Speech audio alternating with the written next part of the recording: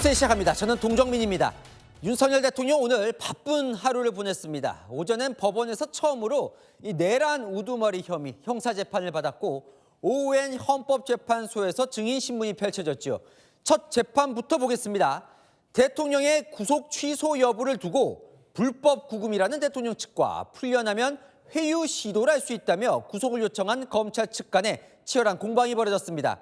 재판부는 열흘간 심사숙고해 이 구속 취소 여부를 결정하겠다고 했습니다. 첫 소식 송정현 기자입니다.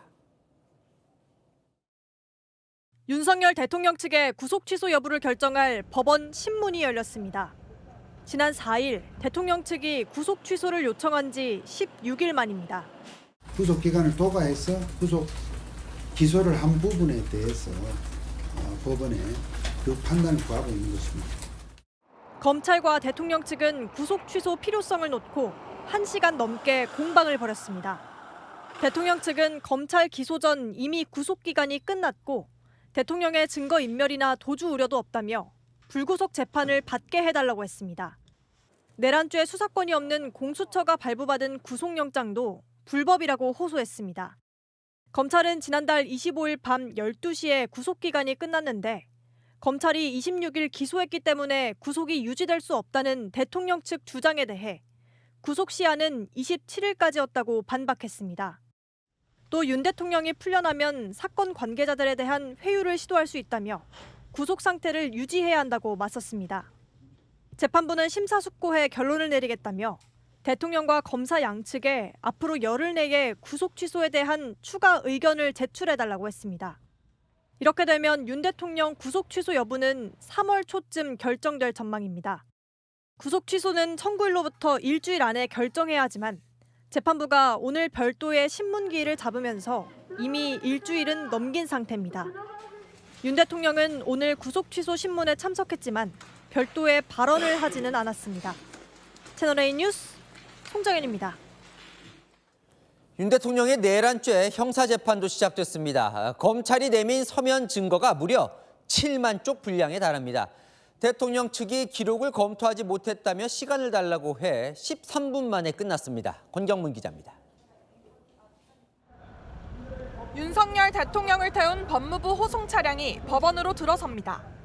윤 대통령이 내란 우두머리 혐의 형사재판에 출석하러 온 겁니다. 검찰은 오늘 1차 변론 준비기일에서 재판부를 향해 신속한 재판 진행을 요청했습니다. 박근혜, 이명박 두 전직 대통령의 형사 재판 사례를 언급하며 주 2에서 3의 집중심리 필요성을 주장했습니다. 같은 재판부가 맡고 있는 김용현 전 국방장관 내란죄 재판과의 병합도 지연 가능성을 들어 반대했습니다. 대통령 측은 재판을 준비할 시간을 더 달라고 요구했습니다. 수사자료 등 기록을 전혀 파악하지 못했다며 3주 정도 시간이 필요하다고 말했습니다. 검찰이 대통령 내란죄 재판을 위해 준비한 서면 증거는 7만 쪽, 230건 분량에 이릅니다. 아직 기록 복사도 안 되고 해서 준비기일은 충분히 준비가 안 돼 있는 상태이고. 대통령 측도 혐의 인정 여부 등을 법정에서 별도로 밝히지 않으면서 오늘 첫 변론 준비 기일은 13분 만에 끝났습니다. 대통령 측 석동현 변호사는 내란죄 자체를 인정할 수 없다는 기본 입장을 여러 차례 분명히 밝혔고 향후 세부 내용에 대한 입장을 별도로 정리해서 밝히겠다고 했습니다. 일단 대통령 측은 내란죄 형사 재판보다는 헌재의 탄핵 심판에 변호 역량을 집중할 걸로 보입니다. 내란죄 재판 2차 변론 준비 기일은 다음 달 24일 오전 10시에 열립니다. 채널A 뉴스 권경문입니다. 네, 한기자 법조팀 김지훈 기자 나와 있습니다. 아니 재판부가 대통령 구속을 취소할지 말지를 결정해야 하는데 또 열흘을 줬어요. 왜 이렇게 오래 걸리는 겁니까? 네, 일단 현직 대통령, 그러니까 구속 상태인 현직 대통령을 풀어줘야 하느냐 마느냐 이걸 결정하는 게 유례가 없는 사건이기 때문입니다. 오늘 재판부가 심사숙고하겠다는 표현을 쓴 것도 그것 때문일 텐데요. 원래 구속 취소 청구는 특별한 사정이 없으면 일주일 안에 결론을 내려줘야 합니다. 하지만 이번 사건은 초유의 현직 대통령 구속 취소건이란 점이 감안된 것 같습니다. 재판부의 이번 결정이 선례로 남을 텐데요. 대통령과 검찰 양측에게 열흘의 시간을 더 줄 테니까 하고 싶은 말이 있으면 다 해봐라 이런 겁니다. 여권에서는요. 구속 취소 결론을 빨리 내지 않는다는 불만도 있는데요. 한 국민의힘 중진 의원은 구속 기간이 길어지면 윤 대통령의 방어권 보장이 안 된다고 생각한다고 했습니다. 그런데 오늘 저 구속 취소 이 결정 짓는 논의하는 그 자리에 대통령이 왔어요. 근데 또 발언은 안 했습니다. 왜 그랬을까요? 네, 윤 대통령 그간 탄핵 심판에서는 수시로 자신의 입장을 밝혀왔잖아요. 이 헌법재판소는 이 과정을 모두 촬영을 해서 언론에 영상을 공개해왔죠. 반면 오늘 법원의 구속 취소 신문은 중계나 촬영이 없었거든요. 국민을 상대로 자신의 논리를 직접 알리기는 힘든 상황에서 복잡한 법리적 다툼은 변호인단에게 맡기는 게 낫겠다고 판단한 걸로 보입니다. 네, 이 재판부는 대통령을 풀어줄지 말지를 뭘 보고 결정을 하는 겁니까? 크게 세 가지를 따져볼 겁니다. 대통령의 구속기간을 넘긴 상태에서 검찰이 기소했는지가 첫 번째고요. 대통령을 체포한 공수처가 내란죄 수사권이 있는지도 따져볼 겁니다. 끝으로 윤 대통령을 풀어줬을 때 내란 사건 관계자들에게 위협이나 회유 등에 나설지도 살필 겁니다. 그래서 어떻습니까? 구속이 취소돼서 대통령이 풀려날 가능성도 있을까요? 재판부가요, 현실적 고민이 클 겁니다. 윤 대통령을 석방했을 때 파장이 크기 때문인데요. 윤 대통령이 받고 있는 내란 혐의는 유죄 시 형량이 무기징역 또는 사형밖에 없습니다. 만약이지만요. 유죄를 선고하면 1심이라도 법정 구속이 불가피한데요. 이 법원의 체포 영장을 발부받고도 신변을 확보하는 데 어려움을 겪었었잖아요. 근데 그런 대통령을 한 번 풀어줬다가 다시 수감시키는 게 현실적으로 가능하냐 이런 문제도 고민하고 있을 것 같습니다. 자, 만약에 대통령은 이번 구속 취소 여부 이후에도 뭔가 풀려나는 거를 결정할 무슨 카드가 남은 게 있어요? 윤 대통령 체포 직후에요. 체포 적부심을 청구했지만 기각이 됐죠. 구속영장 심사 때는요. 윤 대통령이 직접 법원에 나섰지만 결국 구속영장 발부됐고요. 일단 3월 초까지 재판부의 결론을 기다려보고 만약 구속이 유지되면 건강상의 이유 등으로 보석을 청구하는 것 정도가 남은 카드입니다. 아까 재판부가 구속 취소 여부를 이제 3월 초쯤 결정할 거다 이런 보도가 있었는데 그 3월 초에 결론 나면 그럼 어떻게 되는 겁니까? 구속이 취소되면요. 관저로 복귀를 하고 불구속 상태로 재판을 받게 될 겁니다. 반대로 구속이 유지된다면요. 7월까지는 구치소에서 법원을 오가면서 재판을 받게 됩니다. 이 경우 헌재가 탄핵을 기각해도요. 구속 상태이기 때문에 직무에 복귀하지 못하고요. 대통령 권한대행 체제가 유지될 전망입니다. 네, 잘 들었습니다. 아는 기자 김지윤 기자였습니다. 자, 지금부터는 한창 이 대통령 탄핵 심판이 진행 중인 헌법재판소로 가보겠습니다. 오늘 대통령에게 불리한 진술을 했던 3명의 증인이 나오는데요. 자, 대통령에게 국회의원 체포하라는 지시를 받았다고 진술했던 이 조지호 경찰청장이 뭐라고 하는지가 가장 궁금한데 현장 연결해서 알아보겠습니다. 자, 김정근 기자, 이 탄핵 심판이 어디까지 지금 진행이 됐습니까? 네, 헌재는 한덕수 국무총리에 대한 증인 신문을 마쳤고요. 지금은 홍장원 전 국정원 1차장에 대한 막바지 증인 신문 중입니다. 잠시 뒤부터 조지호 경찰청장이 심판정의 증인으로 나서는데요. 사실상 오늘 윤 대통령 탄핵 심판 증인 신문이 마무리되기 때문에 오늘 변론은 밤 9시 전후가 돼야 종료될 전망입니다.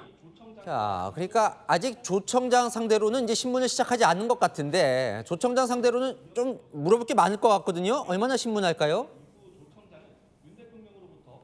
네, 조지호 경찰청장은 대통령 측이 신청한 증인인데요. 대통령 측과 국회 측이 약 1시간씩 신문을 하고 헌법재판관이 조 청장을 상대로 궁금한 대목을 직접 질문할 걸로 보입니다. 조 청장은 12.3 비상계엄 당시 윤 대통령과 6차례 전화통화를 하면서 국회의원 체포 지시를 받았다고 검찰 수사에서 진술했는데요. 윤 대통령이 실제로 조 청장에게 정치인 체포 지시를 내렸는지를 두고 국회 측과 대통령 측의 치열한 공방이 이어질 걸로 보입니다. 자, 어떻게 오늘이 탄핵 심판이 증인 신문은 마지막인지 만약에 그렇다면 남은 절차는 뭔지가 궁금합니다. 네, 오늘 조 청장 증인 신문이 끝나면 대통령 탄핵 심판 증인 신문은 마무리됩니다. 추가로 지정된 변론 기일이 남아있지 않기 때문에 헌법재판소가 윤 대통령 탄핵 심판 최후 변론일을 지정할 걸로 보입니다. 조 청장 증인 신문이 모두 끝나면 이르면 다음 주쯤 최후 변론일을 정할 가능성도 있습니다. 최후 변론 기일이 정해지면 그로부터 약 2주 뒤쯤 탄핵 심판 선고 날짜도 정해질 걸로 전망됩니다. 지금까지 헌법재판소에서 전해드렸습니다. 보셨듯이 홍장원 전 국정원 1차장도 오늘 증인으로 나왔습니다. 정치인 체포 명단, 그 메모의 신빙성이 최대 관건이죠. 홍 전 차장, 이 명단 내용은 사실이라고 재차 주장했습니다. 이세아 기자입니다. 윤석열 대통령 탄핵 심판에 증인으로 두 번째 출석한 홍장원 전 국정원 1차장. 물어보시는 부분에 성실히 답하고 기억나는 대로 잘 얘기하고 나오겠습니다. 홍 전 차장은 본인이 작성한 이른바 정치인 체포 명단 메모 실물을 들고 왔습니다. 감사합니다. 메모 실물 직접 가지고 나오셨을까요? 네, 갖고 나왔습니다. 홍 전 차장은 계엄 당일 여인영 당시 방첩사령관이 체포 대상자를 불러줘 적었고 보좌관을 시켜 다시 정리했다고 재차 주장했습니다. 네. 홍 전 차장은 비상계엄 해제 이유지만 방첩사에서 왜 이런 사람을 체포하려 했을까 궁금했고 이름을 잊어먹지 않기 위해 메모를 만들었다고 진술했습니다. 하지만 메모를 작성한 당시 상황에 대한 진술은 바뀌었습니다. 윤 대통령 측은 오늘 국정원 CCTV와 홍 전 차장이 주장하는 메모 작성 시간과 장소가 다르다고 지적했습니다. 앞서 5차 변론에서 홍 전 차장은 밤 11시 6분에 국정원장 공관 앞에서 메모를 했다고 진술했는데 CCTV를 확인해 보니 홍 전 차장이 당시 사무실에 있었다는 겁니다. 홍 전 차장은 여인영 사령관이 체포 명단을 불러주겠다고 한 건 밤 10시 58분 공관 공터 상황이고 받아 적은 건 밤 11시 6분 사무실이었던 것 같다고 진술을 바꿨습니다. 홍 전 차장은 메모 내용이 사실인 게 핵심이라고 주장했습니다. 채널A 뉴스 이세아입니다. 홍장원 전 차장의 진술 번복 논란이 거세죠. 여당이 비상계엄 선포 당일 밤 홍 전 차장의 모습이 담긴 국정원 CCTV 영상을 공개했습니다. 진술과 다른 대목이 좀 눈에 띕니다. 조민기 기자입니다. 계엄 선포 당일인 지난해 12월 3일 밤 10시 43분 홍장원 전 국정원 1차장이 수행원으로 보이는 남성과 국정원 본청 건물을 나섭니다. 그리고 2분 뒤 홍 전 차장을 태운 검은색 승용차가 국정원장 공관으로 들어섭니다.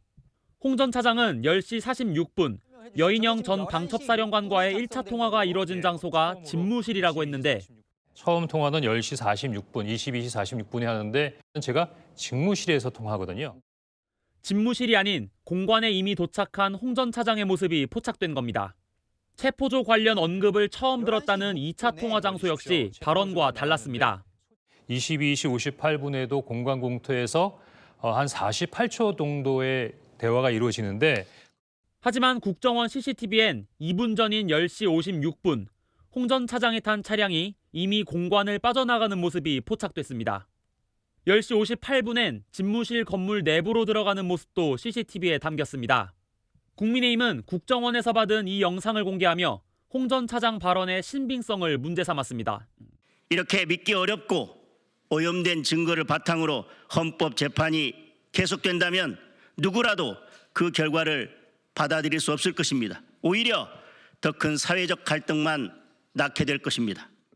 국민의힘은 홍 전 차장에 대한 법적 조치 여부도 논의할 계획입니다. 채널A 뉴스 조민기입니다. 한덕수 국무총리도 오늘 증인으로 나왔습니다. 계엄 직전 국무회의의 효력이 탄핵 심판의 또 다른 쟁점이죠. 한 총리는 뭐라고 답을 했을까요? 당시 비상계엄에 찬성한 사람은 없었다고 했습니다. 강보인 기자입니다. 헌재 대심 판정에 증인으로 출석한 한덕수 국무총리. 계엄 당일 국무회의에서 계엄 관련 문건을 받은 적도 다른 장관이 받는 걸 본 적도 없다고 증언했습니다. 김여행 장관은 이 재판정에서 증언을 하면서 이상민 장관과 행안부 장관 그리고 국정원장 증인에게도 문건을 줬다고 하는데 증인이 그 당시 특별한 문건 받은 사실이 없습니까? 저는 특별한 문건을 받은 사실이 없습니다.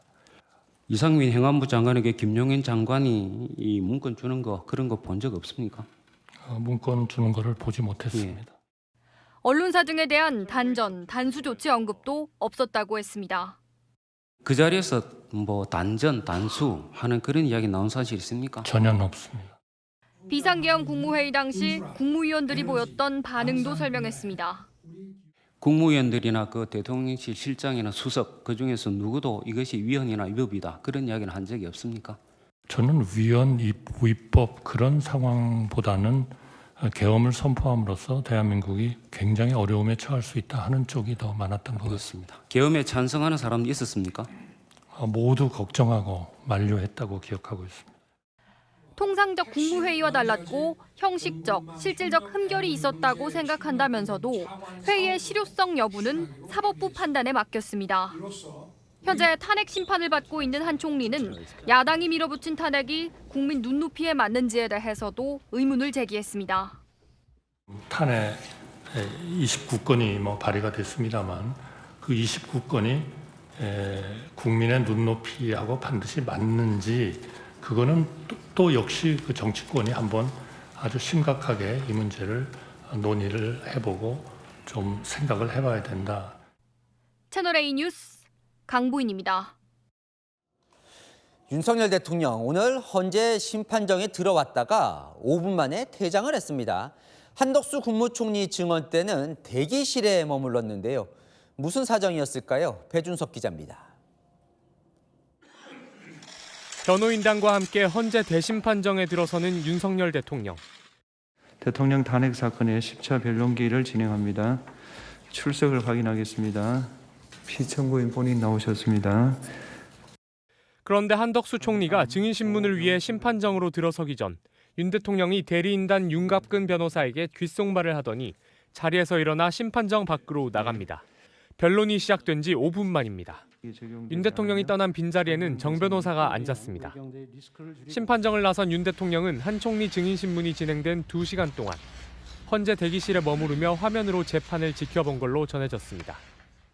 비상계엄 후 한 총리와의 첫 대면이 이뤄지지 않은 겁니다. 결국 대통령 측 대리인단이 헌법재판관들에게 이유를 설명했습니다. 일국의 대통령과 총리께서 같은 심판정에 앉아 계시고 총리께서 증언하시는 것을 대통령이 지켜보시는 모습이 좋지 않고 국가 위상에도 좋지 않다고 해서 양해를 구하지 않으시고 퇴청을 하셨습니다. 윤 대통령은 한 총리의 증언이 모두 끝나고 다음 증인인 홍장원 전 국가정보원 1차장 증언이 시작되기 직전에야 심판정으로 돌아왔습니다. 윤 대통령은 앞서 6차 변론기일 박춘섭 대통령실 경제수석과 7차 변론기일 백종욱 국가정보원 3차장의 증인신문 때도 자리를 비운 적이 있습니다. 채널A 뉴스 배준석입니다. 헌법재판관들이 증인에게 던지는 질문을 보면 무엇을 중요하게 보는지 짐작할 수 있죠. 한덕수 국무총리를 상대로 던진 꼬리를 무는 질문 뭐였을까요? 최다음 기자입니다. 한덕수 국무총리에 대한 대통령 측과 국회 측 질문이 끝나자 김영두 헌법재판관이 비상계엄 국무회의의 성격에 대한 한 총리의 생각을 묻습니다. 그 회의에 대해서 증인은 수사기관이나 아니면 국회에서 간담회 정도로 본다 이렇게 말씀하신 적은 있으시죠? 그러니까 그거는 맞습니다. 말씀드린 적이 있고요. 그거는 기본적으로는 통상적인 국무회의하고는 달랐다 하는 그런 취지에서 그렇게 말씀을 드렸습니다. 그런데 저희가 그 증인에게 바라는 것은 뭐냐면 증인에게 그런 사법 절차에 있어서의 그런 판단을 대답해달라는 게 아니고요. 증인의 개인적인 생각을 얘기해달라는 겁니다. 증인께서는 어떻게 생각하시나요? 그러나 저는 이제 그 판단, 그거는 사실 개인적으로 하기는 굉장히 어려운 일이다라는 말씀을 드리고 기본적으로는 그거는 하여튼 통상의 국무회의와는 달랐다 하는 것에 대한 그 취지를 말씀드린 거다. 곧바로 개인적 느낌을 듣고 싶다는 요구가 이어졌습니다. 저희가 듣고 싶은 건 뭐냐면 그냥 그 증인의 개인적인 느낌 그걸 듣고 싶은 거예요. 저의 시각도 경우에 따라서는 간담회로 본다. 어떤 때는 국무회의가 아닌 게 맞지요. 그러면은 대개 그 물으신 분이 결국 회의 개회도 없었고 폐회도 없었고 안건에 정확한 제기도 없었고 안건에 대한 설명도 없었고 오늘 좀 더 명확히 해야 되겠다고 말씀을 드리는 거는 통상의 국무회의가 아니라는 저의 헌재가 국무회의를 계속 지켜봤던 한 총리를 통해 국무위원 시각에서 본 국무회의의 정당성 등을 확인하려 했다는 분석입니다. 채널A 뉴스 최다함입니다. 국민의힘이 TF 대본대로 진행하는 거라는 문영배 헌법재판소장 권한대행의 발언을 문제 삼았습니다. 재판관은 꼭두각시고 좌편향된 TF가 이 탄핵 심판을 좌지우지한다는 의혹인데 민주당은 사법 시스템을 흔드는 위험한 발언이라고 반발했습니다. 최승현 기자입니다. 지난 8차 변론기일 대통령 측이 편파적인 진행을 문제 삼자 문영배 헌법재판소장 권한대행이 종이를 흔듭니다. 자꾸 오해를 하시는데 이게 제가 진행하는 대본입니다. 이거 제가 쓴 게 아닙니다. TF에서 다 올라온 거고. 국민의힘은 문 대행의 대본 발언을 문제 삼으며 배후를 밝히라고 몰아세웠습니다.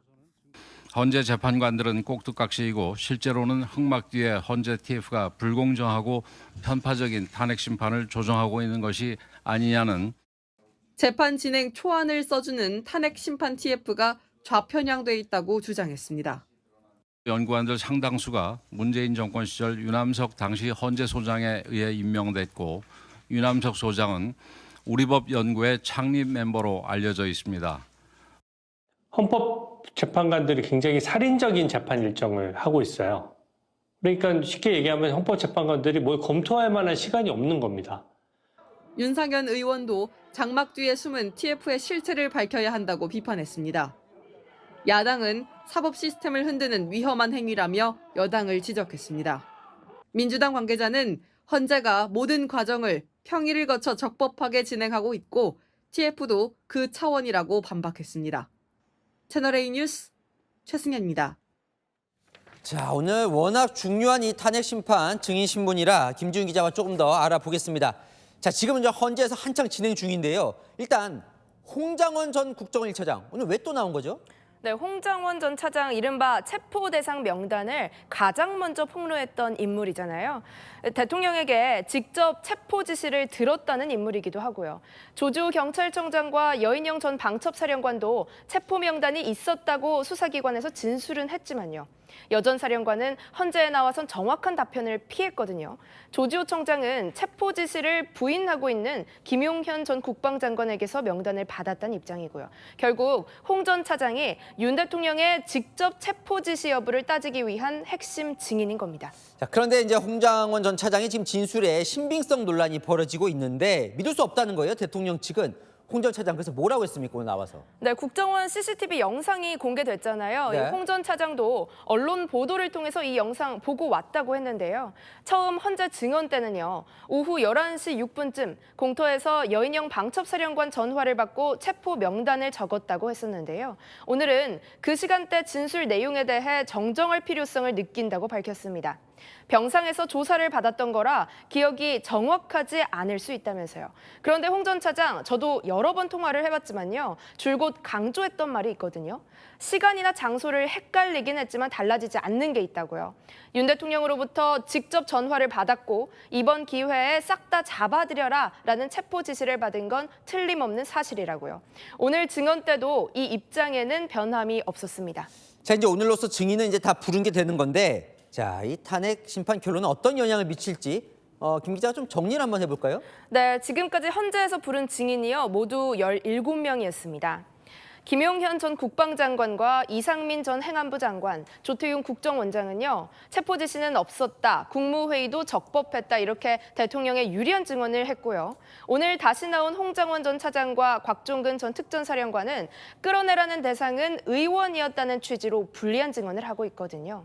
오늘 증인으로 나온 한덕수 국무총리, 국정의 2인자로서 비상계엄 국무회의 상황에 대해 누구보다 상세히 설명할 수 있는 당사자죠. 오늘 마지막 증인인 조주 경찰청장 신문이요. 중요한 이유가 있는데요. 체포 지시 여부와 국회 봉쇄 목적이 있었는지 가리는데 핵심 증인이기 때문입니다. 자, 이제 그래서 오늘 이제 증인 신문 끝나면 뭐가 남는 겁니까? 오늘로 증인신문이 끝나면요, 최종 변론과 선고만 남게 됩니다. 헌법재판소는 탄핵 인용과 기각 두 가지 버전의 결정문 초안 작성 작업을 상당 부분 해놓은 걸로 전해지는데요. 최후 변론 기일이 정해지면요, 주심인 정형식 재판관이 판결문 역할을 하는 결정문 초고를 다른 재판관과 돌려보는 회람을 하게 됩니다. 결정문 초고가 다듬어지면요, 인용과 기각 결정문 중에서 어느 쪽을 선택할지 재판관 8명이 선고일 직전까지 치열한 토론을 이어갈 걸로 보입니다. 네, 긴장되는 순간이 이어지겠네요. 네, 아는 기자 김지윤 기자와 살펴봤습니다.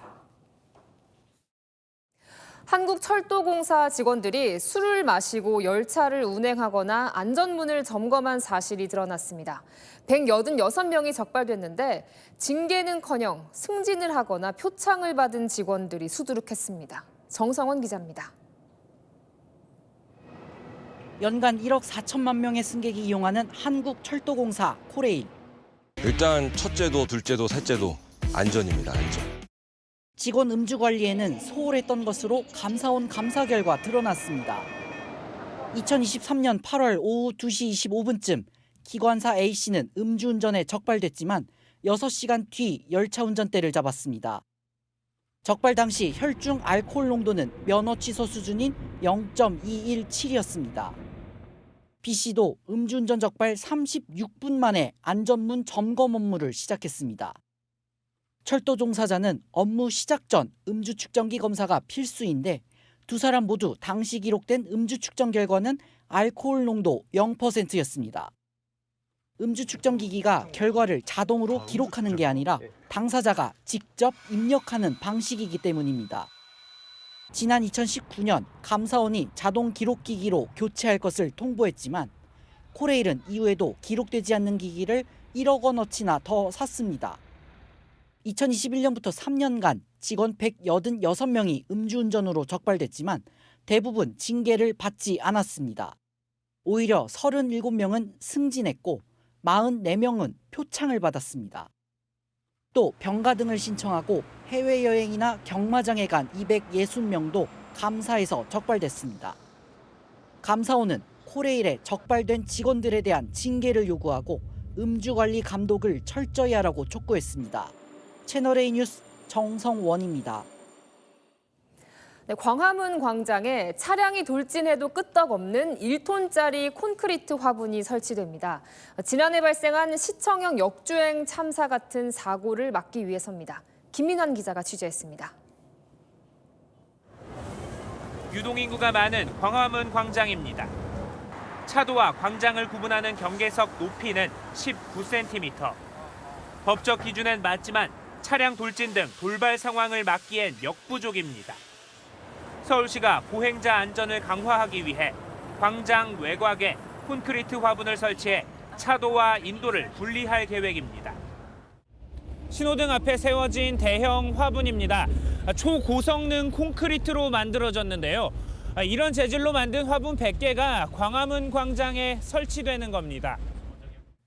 화분 한 개의 무게는 최대 1.2톤입니다. 차량 충격을 흡수해 방호 기능을 할 수 있습니다. 앞서 서울시는 석재 화분을 놓는 방안도 논의했지만 모양 만들기와 관리가 더 쉬운 콘크리트로 최종 결정했습니다. 아무래도 1차적인 방어가 있으니까 그 화분들이 있으면 나를 좀 안전하게 지켜줄 수 있겠다는. 광화문 광장을 둘러싼 9개 횡단보도에는 보행자 방호용 말뚝도 40개를 심을 예정입니다. 보행자 그 전용 공간으로 진입하기는 어려울 것 같고요.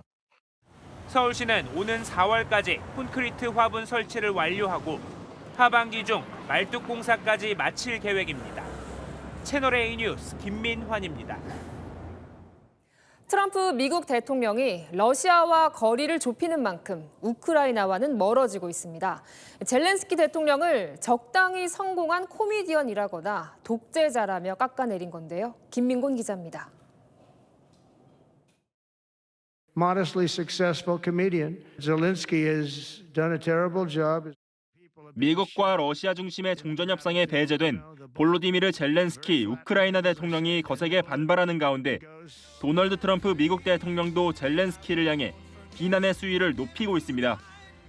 현지 시각 어제 사우디아라비아가 주최한 경제 투자 행사에서 트럼프는 독재자라고 맹비난했습니다. A dictator without elections. Zelensky better move fast or he's not going to have a country left. Got to move fast. 미국이 우크라이나 전쟁에 지출한 3,500억 달러, 우리 돈 500조 원 가량의 절반이 사라졌다며 젤렌스키와 우크라이나 정부를 둘러싼 방산비리 의혹도 거론했습니다.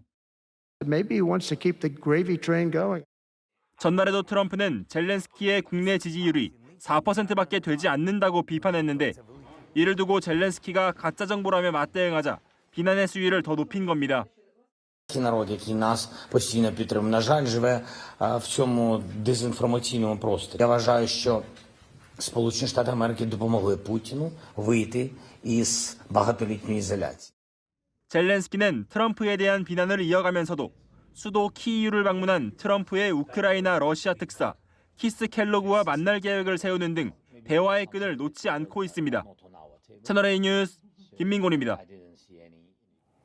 네, 어제 우크라이나군에 생포된 파병 북한군 소식 전해드렸는데요.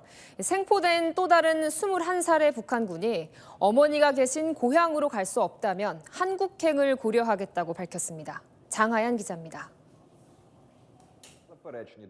지난달 우크라이나군에 생포된 또 다른 북한군 21살 소총수 백모 씨.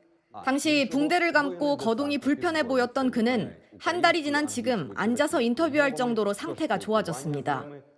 그는 붕대를 감은 것이 다쳐서가 아니라 자폭 같은 것을 하지 않기 위해서였다고 밝혔습니다. 그래서가 아니고 다른 일이 있을까 봐. 지금은 이제 그런 생각 안 하죠. 백 씨는 북한 정찰총국에 배치된 지 5개월 만에 파병을 온 신병입니다. 군 생활하면서 어머니 종종 뵐 수 있었나요? 어머님 지금까지 몇 년 동안 못 본 겁니까? 오늘까지 4년째. 한국행도 생각해보지만 어머니에 대한 그리움을 떨치지 못합니다. 내가 고향으로 가지 못할 경우에는 그것도 생각해. 아들이 어디서 살든 행복하게 지내면 부모님들도 만족해 하시겠지만 부모님들 소식도 모르고 이렇게 나만 행복해가지고는 또 마음에 걸리고. 꽃다운 나이에 파병 포로 신세가 된 자신을 한탄하기도 합니다. 네, 그저 제대해서 대학을 가서 말하자면 간부랄까 그런 일꾼을 하려고 이렇게 꿈을 가지고 있었는데 무슨 기업 같은 걸 운영하는. 우리 국방부는 김정은 정권의 우크라이나 파병이 기만적이고 비인도적인 것임을 거듭 확인했다며 추가 파병 중단을 강력히 촉구한다고 밝혔습니다. 채널A 뉴스 장하연입니다. 네, 중국 군 헬기가 필리핀 항공기의 3m 거리까지 바짝 따라붙어 비행하는 일촉즉발의 상황이 벌어졌습니다. 남중국해 영유권을 두고 빚어진 일인데 베이징 이윤상 특파원이 전합니다. 비행 중인 필리핀 항공기 왼쪽에서 갑자기 중국군 헬기가 나타납니다. 헬기가 날개 위쪽으로 바짝 다가오자 탑승객이 놀라 비명을 지릅니다. 필리핀 조종사는 곧바로 경고무전을 보냅니다. You are flying too close. You are very dangerous and endangers the lives of our crew and passengers. 중국과 필리핀이 영유권 분쟁 중인 남중국해 스카버러 암초, 중국명 황앤다오 상공에서 아찔한 상황이 벌어진 건 현지 시각 18일. 순찰 중이던 필리핀 어업국 항공기엔 외신 기자들이 함께 타고 있었습니다. 필리핀 측은 중국군 헬기가 3m 거리까지 접근했다고 비난했고 중국 측은 영공 침범이라며 맞섰습니다. 지난해 12월엔 해상에서 필리핀 선박과 중국 해경선이 충돌하기도 했습니다.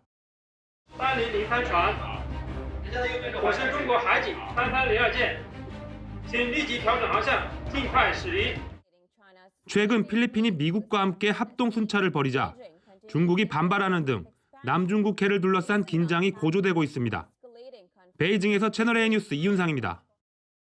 네, 뉴욕 맨해튼 중심부를 지나려면 최대 3만 원의 혼잡 통행료를 내야 했는데요. 트럼프 대통령이 제동을 걸었습니다. 이 일대에 트럼프 대통령의 건물도 여럿 있었습니다. 뉴욕에서 조아라 특파원이 취재했습니다. 도널드 트럼프 미국 대통령의 메스가 이번에는 뉴욕시로 향했습니다. 지난달 5일 뉴욕시가 맨해튼 중심부의 교통체증을 막겠다며 혼잡 통행료를 도입했는데 시행 한 달 반 만에 트럼프가 중단 명령을 내린 겁니다. 최대 3만 원 정도를 내야 하는데 이 값이 비싸 뉴욕 경제를 죽인다는 겁니다. The taxes are even more than the services. To the taxi driver, it's a little bit problematic. 하지만 미국 AP통신은 그가 소유한 부동산이 혼잡 통행료 부과 대상 구역 내에 있다는 점을 지적했습니다. 자신에게 이득이 되지 않기 때문에 혼잡 통행료 정책을 폐지하는 것이라는 해석이 나옵니다. 트럼프 대통령을 상징하는 대표적인 건물, 이곳 트럼프 타워가 혼잡 통행료 부과 지역인 56번가 모퉁이에 있습니다. 이 혼잡 시간대에 승용차를 몰고 이곳에 오려면 $9, 우리 돈 13,000원을 내야 합니다. 특히 트럼프가 혼잡 통행료 폐지 추진을 SNS에 알리는 과정에서 자신을 왕으로 지칭하는 표현을 사용해 논란이 되고 있습니다. 백악관도 동조해 맨해튼을 배경으로 왕관을 쓴 트럼프의 캐리커처를 공개하기도 했습니다. 뉴욕은 트럼프 정부를 상대로 소송전을 예고했습니다. I'm here to say New York hasn't labored under a king in over 250 years. And we are not. 뉴욕타임스는 트럼프가 법적 허용을 넘어선 행정명령을 내리는 등 갈수록 무분별한 권한을 행사하고 있다고 지적했습니다. 뉴욕에서 채널A 뉴스 조아라입니다. 불타는 차량에서 운전자를 구조한 미국 경찰이 화제입니다. 출근길에 사고를 보고는 불길로 뛰어들었습니다. 박선영 기자입니다. 고속도로 한복판에서 차 한 대가 옆으로 넘어진 채 불에 타고 있습니다. 불길과 화염은 점점 거세지고 손쓸 방법이 없어지려는 순간 한 남성이 곤봉으로 운전석 창문을 부수고 또 다른 남성이 합류해 운전자를 가까스로 구조해냅니다. 현지 시각 18일 미 애리조나 메사의 고속도로에서 픽업 트럭이 레미콘 차량과 부딪히며 불이 났습니다. 마침 출근하던 경찰과 비번이던 소방관이 사고를 목격해 픽업 트럭에 타고 있던 운전자를 구조한 겁니다. Of a human life perishing by flame, just I was just like, I'm not going to let this happen. 픽업 트럭 운전자는 부상을 입었지만 목숨은 건졌습니다. Some people to be here. Everybody's saying that everybody is literally telling me how lucky I am to be here. 시커먼 고래들이 해변 여기저기에 널린 채 가쁜 숨을 내쉽니다. 현지 시각 그제 호주 태즈메이니아 섬의 서북쪽 해변으로 흑범고래 157마리가 떠밀려왔습니다.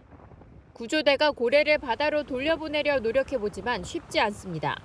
90여 마리가 겨우 살아남았는데 이들도 육지에 오래 노출됐다며 호주 당국은 수의학자들과 상의해 모두 안락사를 결정했다고 밝혔습니다. 주요 외신들은 이 해변에 이처럼 많은 흑범고래들이 떠밀려온 건 50여 년 만이라며 사고 원인을 조사 중이라고 보도했습니다. 채널A 뉴스 박선영입니다. 미국 브로드웨이 뮤지컬에서 흑인 여배우가 예수 역에 캐스팅된 걸 두고 갑론을박이 벌어지고 있습니다. 신성 모독이란 말까지 나왔는데 일론 머스크도 말을 보탰습니다. 김호영 기자입니다.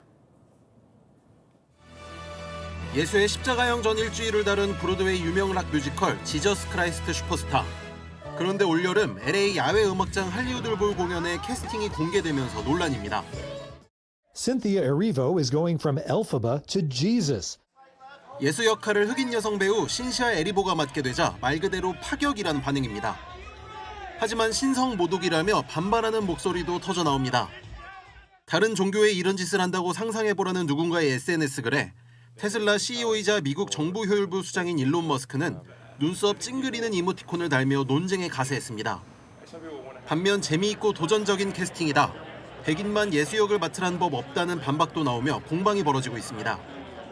실제로 2018년엔 흑인 남자 가수 존 레전드가 예수 역을 맡아 연기한 바 있습니다. 현재 논란의 중심에 선 신시아 에리보는 영국 왕립 연극학교 출신으로 토니상 뮤지컬 여우주연상을 받을 만큼 실력파로 꼽힙니다. 또 지난해 뮤지컬 영화 위키드에서 초록마녀 엘파바 역을 맡아 우리에게도 친숙한 배우입니다. 채널A 뉴스 김호영입니다. 네, 국내 로봇 청소기 시장에서 선두를 달리고 있는 중국의 로보락이 신제품을 선보였는데요. 사생활 유출 우려가 여전하다는 목소리가 나왔습니다. 우현기 기자입니다. 국내 시장 점유율 1위 중국 로봇 청소기 업체 로보락이 신제품들을 내놨습니다. 청소를 시작합니다. 4cm의 이중 문턱을 가뿐히 넘고 8cm도 안 되는 낮은 틈도 쉽게 파고듭니다. 휴대전화 앱으로 로봇 청소기에 달린 카메라가 찍는 영상을 실시간 확인할 수 있습니다. 하지만 이렇게 수집된 사생활 영상 정보가 해킹에 취약해 중국에 유출되는 것 아니냐는 우려가 제기됩니다. 실제 지난해 한 보안 연구팀은 해킹을 통해 다른 중국산 로봇 청소기 카메라에 접속한 사실을 공개했습니다. 마음만 먹으면 로봇 청소기 카메라를 통해 외부인이 집안방을 들여다볼 수 있는 겁니다. So can they be enabled remotely without user notice? And where's the data sent to? 개인정보 보호 방침에 맹점이 있다는 지적도 제기됐습니다. 앱을 통해 로봇 청소기를 사용하려면 업체 방침에 따라 한국 사용자 개인정보가 중국 항저우에 본사를 둔 IT 업체와 계열사로 넘어갈 수 있는 겁니다. Our policies and how it's been interpreted. We are currently looking into the possibilities or if there's any rooms that we are necessary to refine certain wordings or phrases. 로보락 측은 보안 최고 등급을 받아 우려할 필요가 전혀 없다고 했지만 보안 전문가들은 한국 소비자를 보호할 수 있는 지침을 마련해야 한다고 지적합니다. 채널A 뉴스 우현기입니다. 1년 뒤 집값이 지금보다 떨어질 거란 전망이 우세했는데요. 강남 3구는 비켜가는 모양새입니다. 배정현 기자가 보도합니다. 서울 노원구에 위치한 한 구축 아파트. 지난해 10월까지만 해도 7억 원대에 팔렸던 전용 면적 87제곱미터가 이번 달에는 6억 8천만 원에 거래되면서 지난해 이맘때쯤 가격으로 돌아갔습니다. 집값이 1년 뒤 지금보다 하락할 것이라는 기대 심리는 1년 뒤 상승 전망보다 11개월 만에 많아졌습니다. 부동산 시장에 대한 비관론이 커진 겁니다. 하지만 강남 3구는 상황이 달랐습니다. 이곳은 전국 유명 학원가가 위치한 서울 강남구 대치동 한가운데입니다. 이 아파트는 전용 면적 84제곱미터짜리가 지난해 하반기까지만 해도 35억 원대에 거래됐지만 지난주 40억 원에 팔렸습니다. 2달 만에 4억 원 넘게 오른 겁니다. 강남, 송파구는 지난주와 비교해 아파트 매매 가격 상승률이 최대 3배 이상 올랐고 서초구도 1.5배 이상 올랐습니다. 서울시의 토지거래 허가제 해제 조치에 강남권 재건축 단지를 중심으로 호가가 오르고 최고가 거래가 이어지고 있는 겁니다.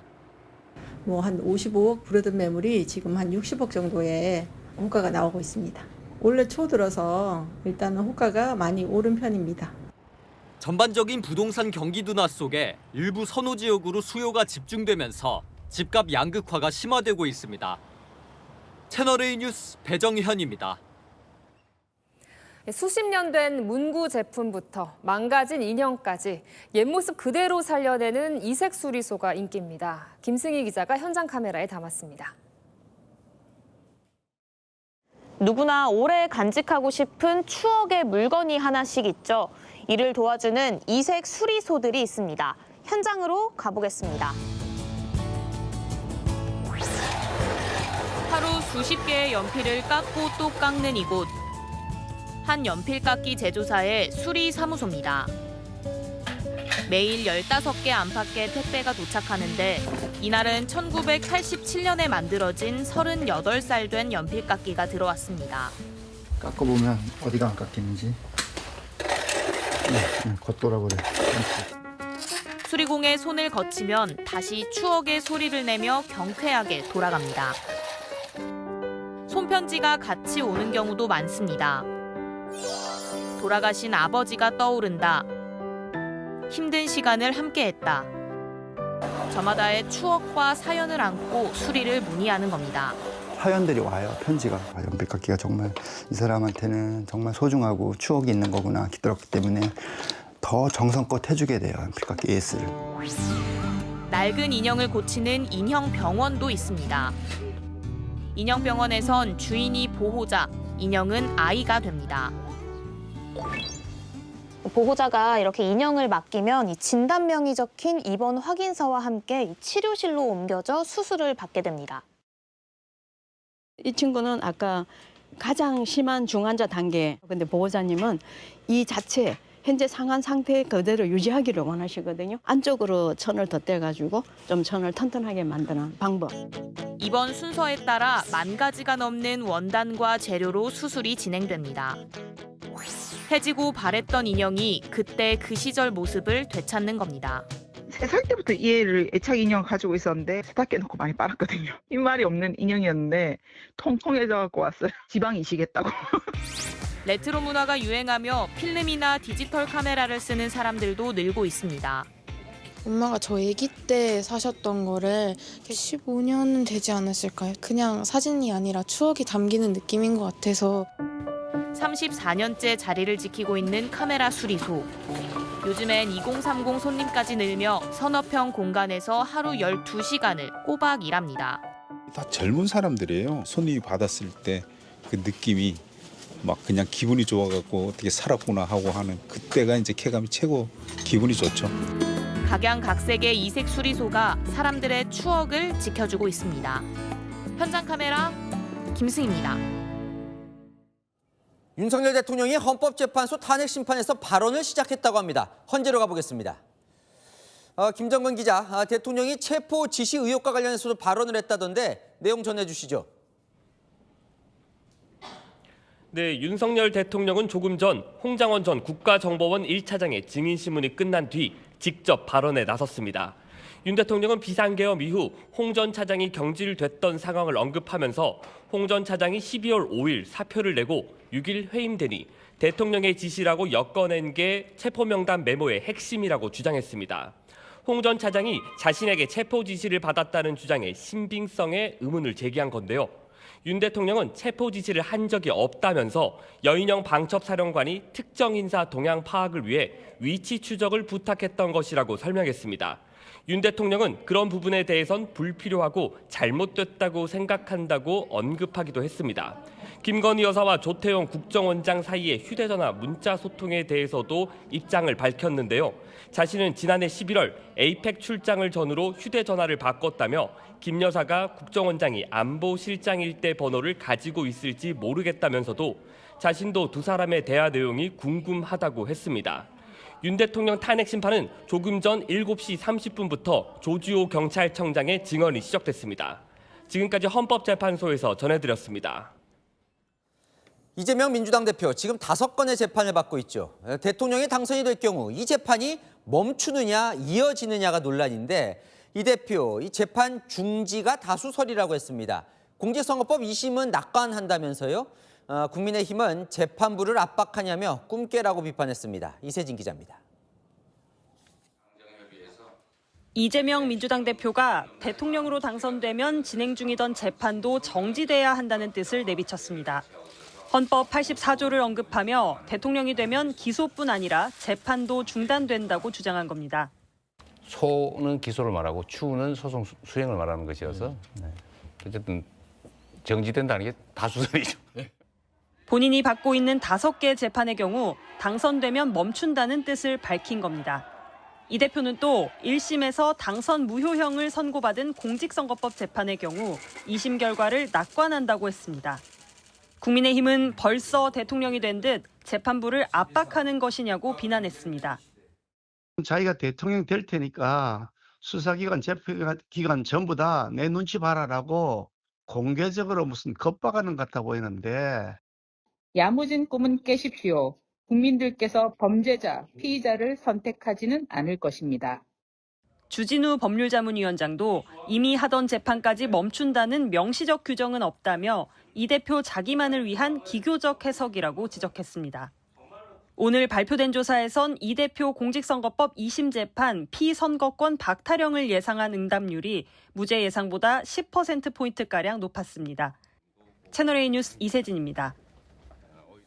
이재명 민주당 대표가 민생 우클릭 행보를 이어가고 있습니다. 오늘은 현대차 생산 현장을 찾아 국내 생산 기업에 대한 세제 혜택 도입 필요성을 거론했습니다.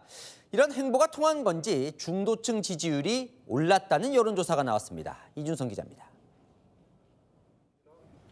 대한민국 자동차 산업 화이팅! 화이팅! 화이팅! 이재명 더불어민주당 대표가 현대차 생산 공장을 찾았습니다. 기업 성장이 나라 경제 성장의 전부라며 국내 생산 촉진 세제 도입을 꺼내들었습니다. 국내 생산 촉진 세제라고 오셔놨던데 뭐 적절한지는 잘 모르겠어요.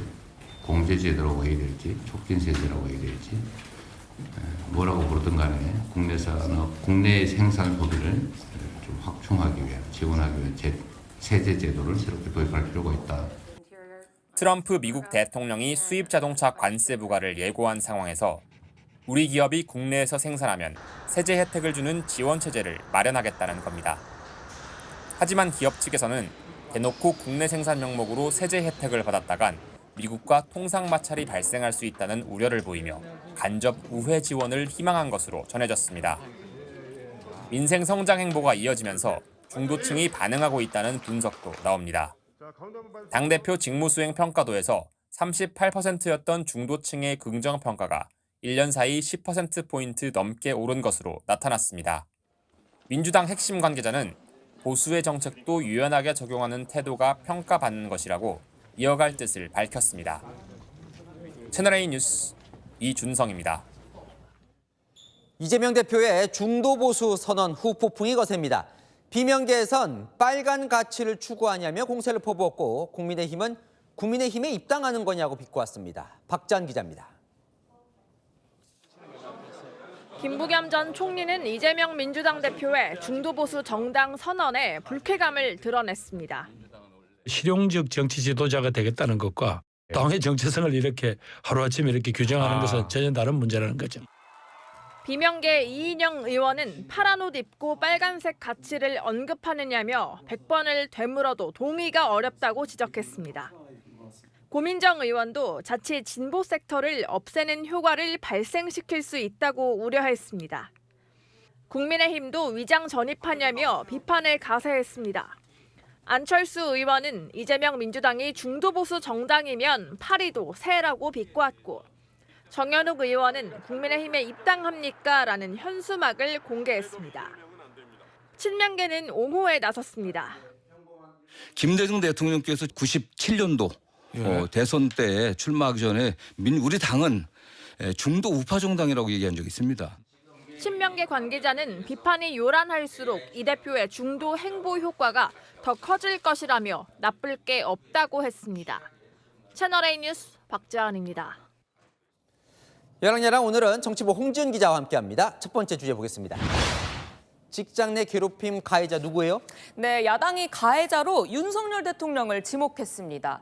그러면서 김문수 장관을 상대로 20고개를 시작하는데요. 김 장관 잘 넘어갔을까요?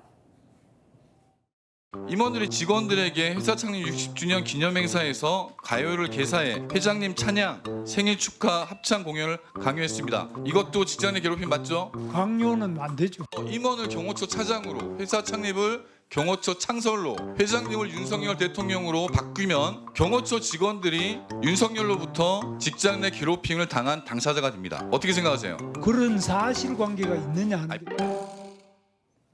뭔가 좀 고민하는 것 같기도 한데요.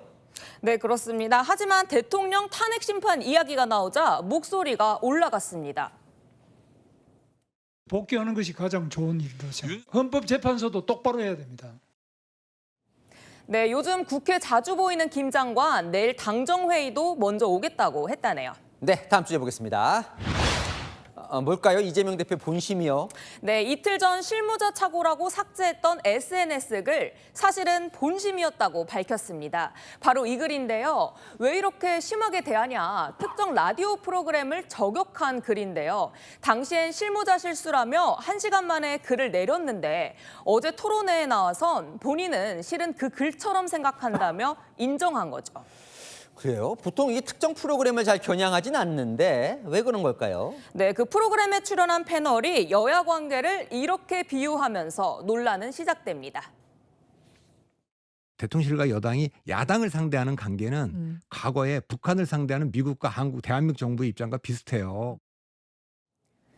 네, 이 발언을 편집해 올린 유튜브 영상에 이 대표 사진 밑에 북한이라고 적시하자 종북몰이하는 상황이지 않냐며 불쾌감을 드러낸 겁니다. 그러면서 이 프로그램과 이준석 의원과의 언론 유착 의혹까지 제기했습니다. 아, 이거 뭐 스토리가 길군요. 네, 그래서 이준석 의원은요, 언론 길들이기냐며 맞섰습니다.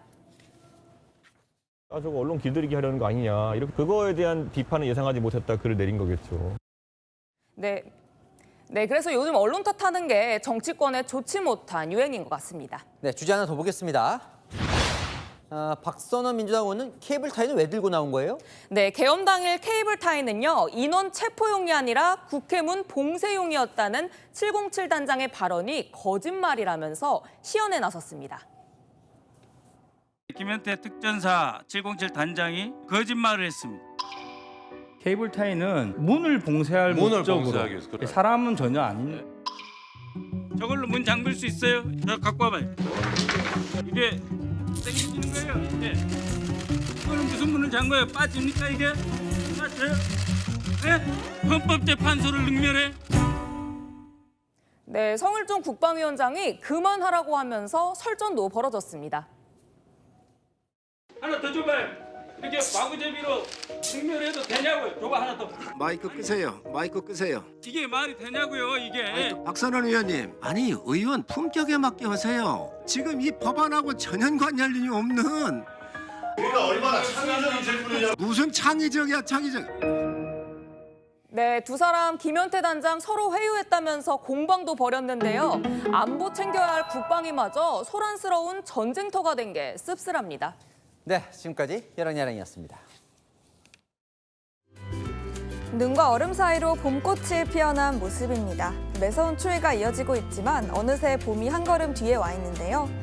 막바지 추위는 앞으로 나흘 정도 더 이어지겠고요. 다음 주 화요일에는 평년 기온을 회복하겠습니다.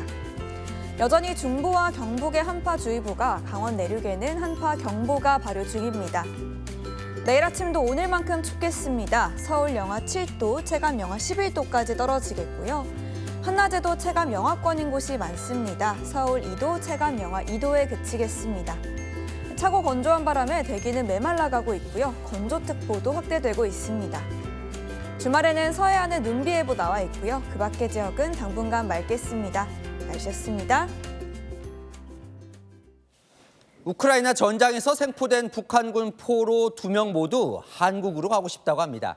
그들이 말하는 북한은 훈련 간다고 속이고 전쟁터로 내몰았고, 군에 가면 10년간 부모도 못 만나게 하고, 이대로 돌아가면 무사하지 못할 건 자명해 보이죠?